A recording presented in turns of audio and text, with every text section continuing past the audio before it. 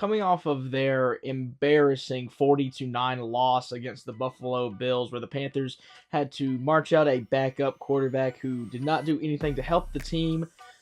The Carolina Panthers will travel to Green Bay, Wisconsin, and Lambeau Field to take on the very daunting task of trying to beat the 5-1-1 Green Bay Packers. Before I get to any keys of this game, we got to talk about this uniform matchup, at least what the Packers are wearing. They're wearing the old retro style, like way back 1920s, 30s, old style football jerseys with the leather print helmets. Not a good sight.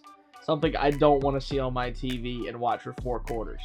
So with that out of the way, let's see how the Carolina Panthers can beat the Green Bay Packers. Obviously, the biggest story in this game is going to be the return of Bryce Young.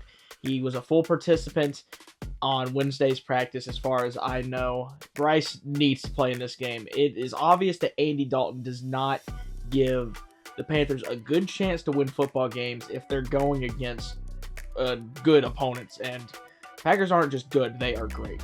We've got to see how close to 100% Bryce Young can get. This is going to be the lower end of his estimated return. It was 2 to 4 weeks for a high ankle sprain initially reported by the media. This will be 2 weeks as of this Sunday. Now, what you probably don't want to do is send in a hurt quarterback into Green Bay, Wisconsin at Lambeau Field against this defense. This Green Bay defense it looks and sounds and plays in a terrifying way. Of course, the big acquisition, Micah Parsons, absolute game wrecker. We know that from playing him multiple years in a row. But do not let that name get away from the other playmakers on this defense, mainly Rashawn Gary. The Packers don't just have one elite pass rusher. They have 2.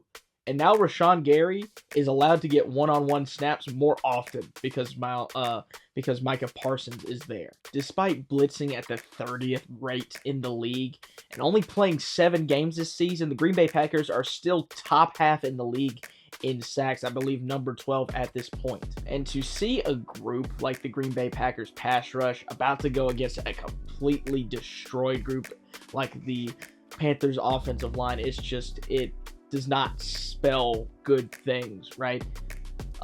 Cade Mays did not practice on Wednesday. Taylor Moton did not practice on Wednesday as well. Now, the hope is they could get Chandler Zavala, as maybe you can get something out of that.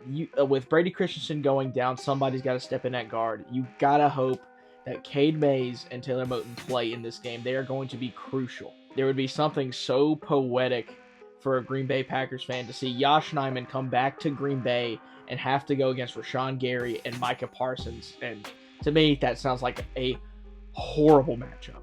So to win with the quarterback position in this game, the Panthers got to keep Bryce Young protected. I know that's going to be tough with how beat up this group is, but it doesn't have to be perfect. Bryce is a guy that can play with anticipation, and Bryce is going to have one of these games where he steps up against a top-level team like he did against the Chiefs last year, like he did against the Eagles as well, like he did down the stretch against Atlanta and the Cardinals. Bryce is going to have one of these games where he is an elite processor, and he gets the ball out quicker and more effectively than the Packers defense can defend it. Now, this also would be assuming that no more injuries happen on the offensive line during this game. It is really, really crucial that no more guys get banged up on that offensive line in this game. If another guy goes down, this group can completely fall apart even more than it already has. So that's why I'll say for goal number 1 in this game, if the Panthers want to win in Lambeau, they have to allow 3 or less sacks in this game. Now moving on to part of the game that is going to be almost just as important, and that's going to be the trenches this week. And one thing of emphasis I want to push out for this team is to not overcomplicate the trenches. This goes for both the offense and the defense, but I think mainly it does go for the offense. Everybody knows it at this point. Rico Dowdle needs to start. Rico has been the more explosive guy. He's been the more consistent guy. He's been the more aggressive guy, the more downhill guy. Rico Dowdle right now is hot. He is red hot, and he needs to get the football. And if you're going to try to shove Chuba Hubbard into getting more carries than Rico Dowdle against one of the best run defenses in the league, it's just not going to work. You can't run out a guy that's cold against a top run defense and expect him to get back on track.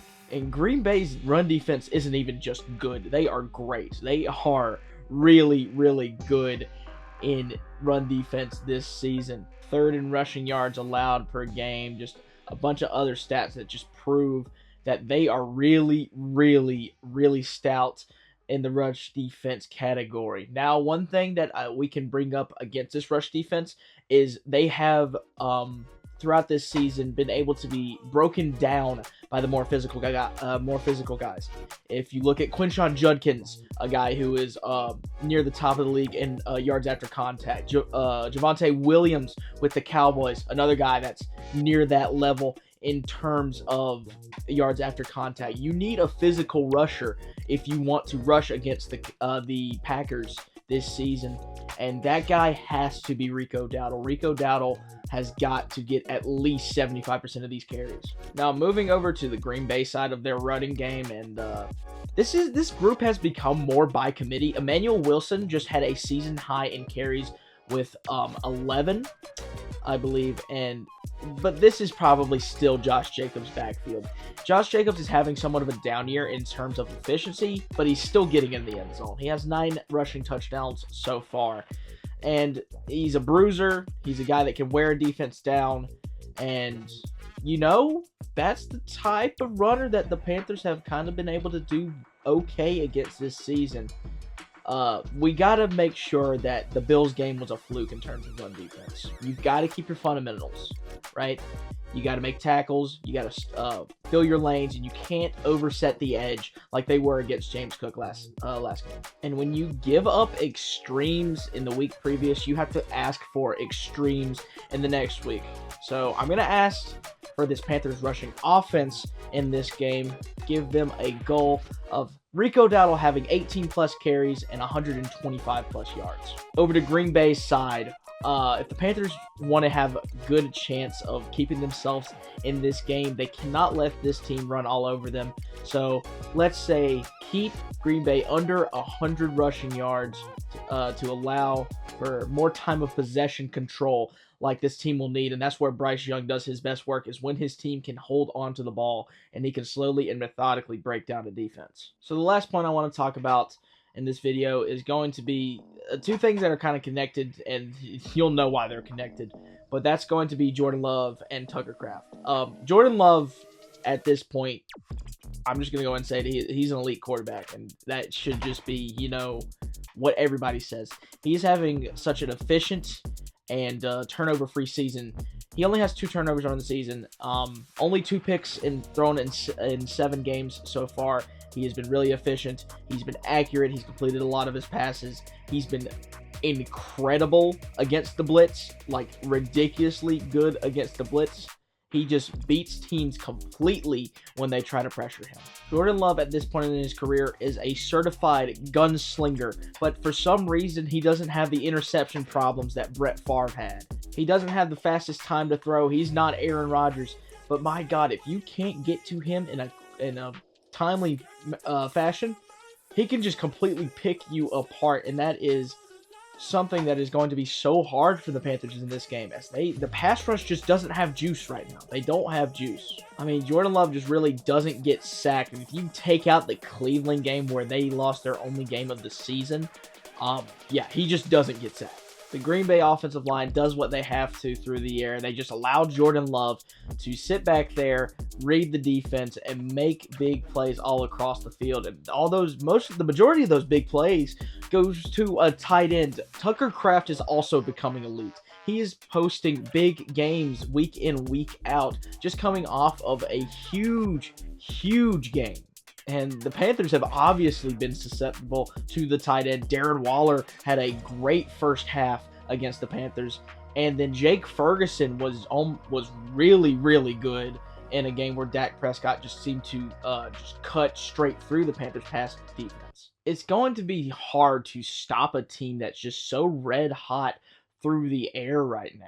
But honestly, I think the Panthers may have the pieces to do it. J.C. Horn is playing great ball right now. Mike Jackson has bounced back extremely well after that Cowboys game. So if they want to win this game, they're going to have to force turnovers. They're going to have to get at least one turnover off of Jordan Love. So the goal through the air in this game, this pass defense, to force at least one turnover off of Jordan Love and keep Tucker Kraft under 50 yards in this game. I know some of these might feel like very, very hard goals to try and achieve, but that's just what it has to take going against a team the caliber of the Packers. This team is better than the Bills. I am fairly certain they are better than the Bills. But I think the sole reason why the Panthers can and will have a chance to win this football game is because they will have the franchise, and from until further notice, I am calling him the franchise. Bryce Young should be back in this game. So if the Panthers can protect Bryce Young, keep him upright, and allow him to do what he does best and pick apart defenses with his anticipation, if the Panthers can get their running game back on track by finally giving the backfield to Rico Dowdle and allowing him to grind through this Packers rush defense, and they can upend some of the momentum that Josh Jacobs and Emmanuel Wilson have. And finally, if the Panthers can somehow, some way force some mistakes out of Jordan Love and limit the superstar tight end that they have in Tucker Kraft, Panthers can somehow, some way pull this off with a what will probably be marked as a big upset in Green Bay, Wisconsin at historic Lambeau Field. So in a game like that, I think it will take Bryce Young, showing up and putting points on the board like he normally does against this high-level competition, a 30-27 or a 33-30 type of win. But if the Panthers continue to get injured on this offensive line and do not allow Bryce Young to come out with confidence and momentum, and the Packers defense allowed to just tee off against him, if this rushing offense cannot get anything going, and again it turns into a split of Chuba and Rico, while Josh Jacobs and Emmanuel Wilson just completely run through this run defense, and if Jordan Love can continue to push for the MVP like he kind of is at this point, and Tucker Kraft continues to honestly just be best tight end in the NFL material, this Panthers team will lose their second in a row and fall below 500 in a game that would probably be, let's say 37-20. Let's all hope that this game is a good matchup, unlike the Andy Dalton game last week against the Bills. We will see the Packers in Lambeau on Sunday as the Panthers try to get back above 500 and get a big win and potentially put their mark in the NFC playoff picture. I want to thank you for watching. Consider liking and subscribing. Hope you have a wonderful day. Keep pounding.